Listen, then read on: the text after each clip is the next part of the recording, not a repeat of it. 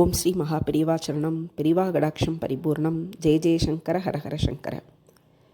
பெரியவாளை கேட்டுக்கிட்டே இருக்க தோணுது நிகழ்ச்சிக்கு எல்லோரையும் வரவேற்கிறேன். இன்றைக்கி நம்ம பார்க்க போகிற பெரியவாளோட மகிமை சிவசங்கரின் சினம். ஸ்ரீ மகா பெரியவா அருகிலிருந்து கைங்கரியம் பண்ண பாக்கியம் வைத்தவர்கள் ஒரு சிலர். அதில் முக்கியமாக ஸ்ரீமடம் பாலு விசேஷமாக அவரை பற்றி ஒரு அனுபவம். சமுதாயத்தில் பெரிய அந்தஸ்தில் இருக்கும் பிரமுகர்கள் சிலர் மறைமுகமாக கொடூரமாக தவற செய்வா. இவாளை எதிர்த்து பேசவோ சுட்டி காட்டவோ சாமானியர்களால் முடியாது. அப்படியே சொன்னாலும் அதை ஏற்றுண்டு அவள் மனம் திருந்த போகிறது கிடையாது. ஆனால் நடமாடும் தெய்வத்திற்கு அந்த பிரமுகர்கள் சமூக அந்தஸ்தை பற்றியெல்லாம் கவலைப்படணும்னோ அவளை பற்றி நினச்சிக்கணும்னோ பொருட்படுத்தணும்னோ அவசியமே இல்லை. ஏன்னா யாரிடமும் அவர் எந்த எதிர்பார்ப்பும் வச்சுருந்தது கிடையாது. அதனால் தன்னை நாடி வந்த பிரமுகர் நல்லொழுக்கத்தில் மட்டுமே அவர் கவனமாக இருந்தார். சிலரை தன் ஆழமான துளைக்கும் பார்வையாலேயே திருத்திடுவார். சிலரையோ நேரடியாக கண்டித்தே தீரணும் அப்படின்னு தன் காருண்யத்தை வெளிக்காட்டாமல் கடுமையாக நடந்துப்பார். ஸ்ரீபெரிவா ஒரு நாள் பல்லக்கில் உட்காந்துட்டு தரிசனம் கொடுத்துட்டுருக்க எப்போதும் போல் பக்தர் கூட்டம் நிரம்பி வழியிறது.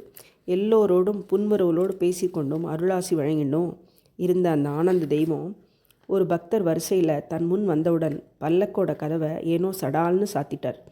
அந்த குறிப்பிட்ட பக்தருக்கு மட்டும் இல்லாமல் பின்னால் நின்ன மற்ற பக்தர்களுக்கும் ஏமாற்றம். அவர் வேண்டுமானால் தவறு செய்திருக்கலாம். அதற்கு தண்டனையாக அவருக்கு தரிசனம் கொடுக்கறதை தவிர்த்திருக்கலாம். அவரால் மற்றவர்களுக்கும் தண்டனையா? அந்த சமயத்தில் ஒரு அணுக்க தொண்டரின் நெருங்கிய உறவின் தரிசனத்துக்கு வந்ததால் தொண்டர் சற்றே உரிமையோட பல்லக்கின் கதவை திறந்தார். ஆனால் ஸ்ரீபெரிவா உறுதியாக திரும்பவும் கதவை மூடின்ட்டார். இப்படி 30 நிமிஷமாக அங்கே ஏமாற்றமும் ஏக்கமும் கலந்த சூழலாகவே இருந்தது. காருண்யரின் கருணை கட்டுப்படாமல் வெளிப்பட கதவு திறக்கலாச்சு. மறுபடியும் அந்த பக்தரின் முறை வந்தபோது சாந்தம் தவழும் சந்திரசேகர் பிரானின் திருமுகம் ரௌத்ரத்தினால சிவந்தது. ஒரு காவி துண்டை தன் கழுத்தில் சுத்திண்டார். நீலகண்டரின் கண்டமும் கோபத்தால் சிவந்திருந்ததோ என்னவோ. இந்த காட்சியோட யாரோ ஒருவருடன் பேசுவது போல முகத்தை திருப்பி வச்சுண்டு ஸ்ரீபெரிவா நந்துண்டார். இந்த மனிதர் இப்படித்தான். மற்றவா கழுத்தில் துண்டை போட்டு வட்டி பணத்துக்கு பிழியிறார். ஏழைகள் இவரிடம் வட்டிக்கு கடன் வாங்குறா. இவரோ வட்டிக்கு வட்டி என்று கழுத்தை நெரிக்கிறார். எத்தனை ஏழைகள் இவரால் கஷ்டப்படுறா தெரியுமா? தான் சௌகரியமாக இருக்கும்போது ஏழைகளை இப்படி இம்சப்படுத்துறது மகா அதர்மம். கொள்ள வட்டி வாங்கிறது என்ன அநியாயம்? அதனால தான் சில மதங்களில் சுராபானம் செய்கிறது வட்டி வாங்குவது எல்லாம் மகாபாதகம்னு சொல்லியிருக்கு. மேலே மேலே அதர்மம் பண்ணிட்டு பாவ மன்னிப்புக்கு இங்கே வந்தால் அந்த கேஸ் எல்லாம் பரிசீலனைக்கு வராது. இப்படி மனம் வருந்தி பேசிட்டு கதவை திரும்பவும் மூடின்ட்டார் மாமுனிவர். தெய்வமே சினம் கொண்டதில் அவர் தன் பாதக செயலை உணர்ந்து திருந்திட்டு தேம்பி அழ ஆரம்பிக்கிறார். பக்தர் இப்படி அழுததில் அங்கே கைங்கரியம் செய்துட்டு இருந்தவா ஸ்ரீபெரியவாள்கிட்ட சொல்கிறா, எல்லோரும் பெரியவா மாதிரி தர்மஸ்வரூபமாக இருக்க முடியாது. ஜனங்கள் அப்பப்போ தவறு செய்கிறது சகஜம். பெரியவா கருணை காட்டணும் அப்படின்னு அவர்கிட்ட எல்லாரும் சொன்னவொன்னே அவரும் மனம் குளிர்ந்து கதவை திறந்து பக்தரை கூப்பிட்டு பல்லக்கின் அருகில் வர சொல்கிறார். வட்டிக்கு ஆசைப்பட்டு பல பேரிட்ட பணத்தை கொடுத்து தினமும் நாயாக அலையிறதை நிறுத்திக்கோ.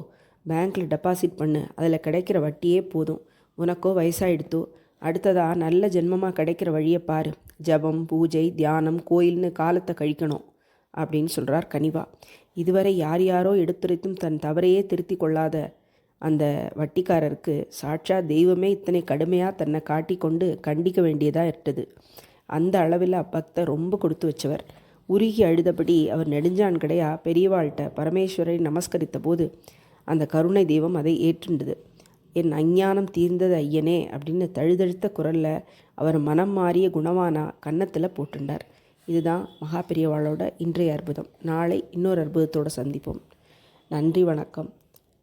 ஓம் ஸ்ரீ மகா பெரியவா சரணம். பெரிவா கடாட்சம் பரிபூர்ணம். ஜெய ஜெயசங்கர ஹரஹர சங்கர்.